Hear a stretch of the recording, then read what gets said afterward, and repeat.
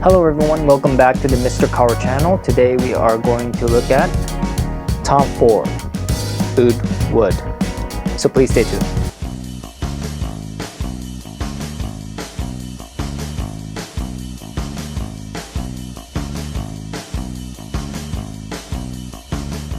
Hi everyone, thanks for coming back to the Mr. Kaur channel. It's been a while since I did an independent fragrance review.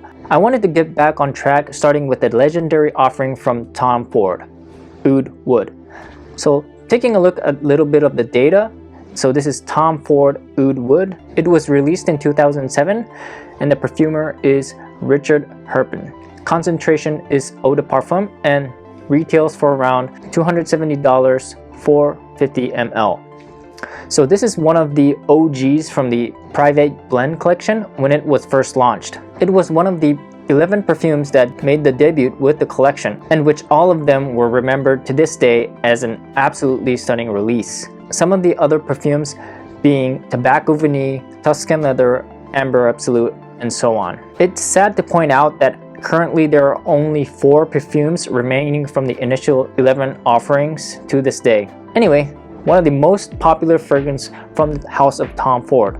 Let's get into the presentation. This is the presentation of Tom Ford's OUD Wood, and as you can see, this is the absolutely iconic bottle design, undoubtedly Tom Ford. You cannot mistake this for anything other than the Tom Ford private blend collection. This is the 50 ml bottle, which is, very well balanced from all sides. I really like the nice edges on the shoulders, and not to forget the nice cap that it has. It has Tom Ford written on the top. As you can see, coloring and all is very, very nice. And I have to point out that the cap does not click into place. It's not magnetic or anything. So, I recommend you not to pick up the bottle by the cap because it will fall down. I just wish that it was a little bit more snugger. There are other bottles which are a lot more looser than this, so you have to be very careful about that. But as you can see, you just want to start collecting and putting them all into order. As you can see, they all line up very, very nicely with the other perfumes.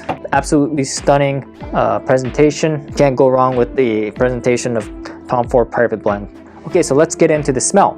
So some of the notes are oud, sandalwood, rosewood, cardamom, vanilla, Sichuan pepper, amber, and so on.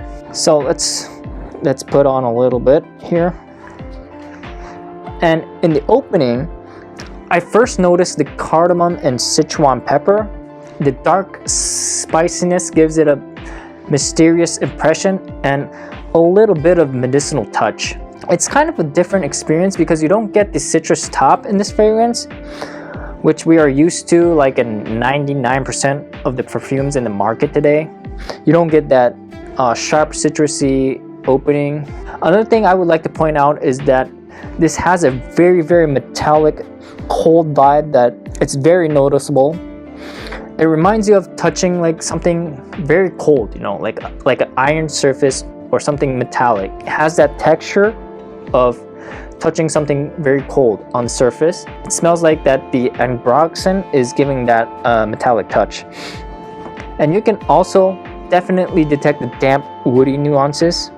Once you get into the Drydown, the metallic vibe comes down a little bit and the vanilla and sandalwood amber base starts to show up.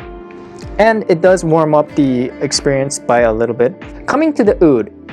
Yes, there is a oud accord in this fragrance. However, I would kind of want to hesitate describing this as a oud forward perfume or an oud perfume for the fragrance enthusiasts who are pretty experienced with ouds. The oudiness is stretched out or toned down with a very damp muskiness. Some people might express this as a creamy oud. For people who live in the East Asia or Southern East Asia, it might remind them of Buddhist temples where they burn a whole lot of incenses, but it's not the incense itself that I am reminded of. It's kind of more of the entire atmosphere inside the temple. which this fragrance is reminding me of. Probably because this fragrance doesn't really come off to me as very smoky or ashy. There's no ashiness with this fragrance, so it's more of the atmosphere of the temples rather than the incense itself. Once you get into the dry down, the experience is quite linear. There's not much going on or development. You get the same damp, musky oudiness throughout the whole experience, light oud kind of scent. The experience is very subtle. It's not overpowering at all. Does not try to push too hard, or it's not demanding any attention. Actually, I think this is an extremely good option for those who want to start exploring ouds, who they're new to ouds. This is such an easy fragrance to wear and also very versatile. I would imagine someone very calm and grown up or mature from this fragrance. I don't really get the alpha male kind of personality from this fragrance. More for the quiet gentleman kind of dudes. So now let's get into the overall rating. So in my channel, I do a rating with 6 criterias and they come out like this. So let's go from the top. Uniqueness. So yes, I think you would have to give this fragrance credit for bringing the oud game to the designer world. Now almost every designer has their own iteration of an oud. However, it wasn't the case back then when this got released. This was the unicorns of the ouds of the designer world. This fragrance definitely deserves 5 out of 5 for its uniqueness. Performance. So let's be honest, it's not great, and maybe I have to go as far as to say that it sucks. All right, projection is actually not there. It's really not there from the beginning. And longevity wise, I mean, yeah, you can detect it after 6 or 7 hours, but you have to get really close to where you sprayed it for you to get any noticeable smell from it. So performance, really bad. It's actually a shame because there are tons of reviews on the internet which claim that this fragrance has been continuously being watered down since its initial release.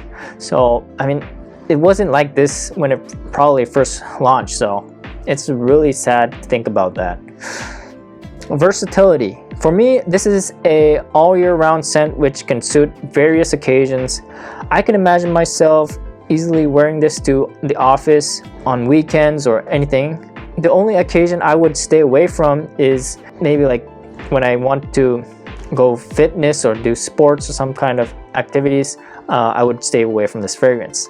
Complexity wise, yes, I would say this is about average. The experience is quite linear, so I wouldn't say it's too complex, but at the end of the day, this is a Tom Ford private blend collection fragrance, so you're supposed to get a little bit more than your standard blue fragrances. I would have to point out that this fragrance changes a lot based on the person's body chemistry. So the way the fragrance smells on you, it may have a very different smell on somebody else. So that's something interesting that I can point out. Compliment wise, I would definitely not say this is a automatic compliment getter. It's not for everyone, I would say. At the end of the day, it's based on oud, and for people who are not used to these kind of accords, it may come across as, you know, like, oh, what are you wearing kind of situation, especially when you're living in Japan. So you shouldn't expect too much compliments from this perfume. So value for the money. So this is where the things get a little bit tricky, because I would have to say the value for money for this fragrance is not good, to be very honest, especially with this kind of performance. If you're paying this price, you have to expect good performance. You know, there's a minimum performance that you have to expect from when you're paying this price, right? I would have to say the private blend in general is quite overpriced actually. 270 USD for 50 ml is well into niche perfumery world, maybe even on the higher side of the niche perfumery market. So if you're willing to pay this much money for a perfume, if you look closely enough, you can find a lot more better options, to be very honest. So that's where this perfume struggles a lot. Season wise, you can wear this fragrance all year round. There's no particular season that you cannot wear this fragrance. Even in the hot weather, as crazy as it sounds, even in the hot weather, it still does perfectly well. I would have to point out that this made my top 5 fragrances that I wore in the hot temperatures for 2021. So I wore this oud based fragrance in the summertime last year, and I wore it quite a lot. So that's something very crazy, but the metallic touch gives it that a little bit chilled nuance so that you can wear it in the hot seasons. So overall, I do think this scent is well balanced. It's a great beginner's oud. Personally, the only thing that's keeping me back is the price.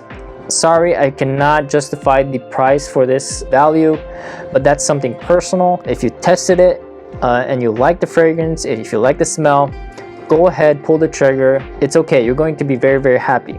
So scent wise, fabulous, awesome fragrance. It's just the price that holding me back.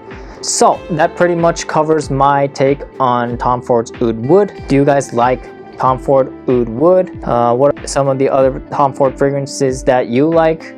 Please comment down in the section below so that we can discuss and make things more interesting. If you like the content, please subscribe to the video, give it a thumbs up, and hope to see you in the next review.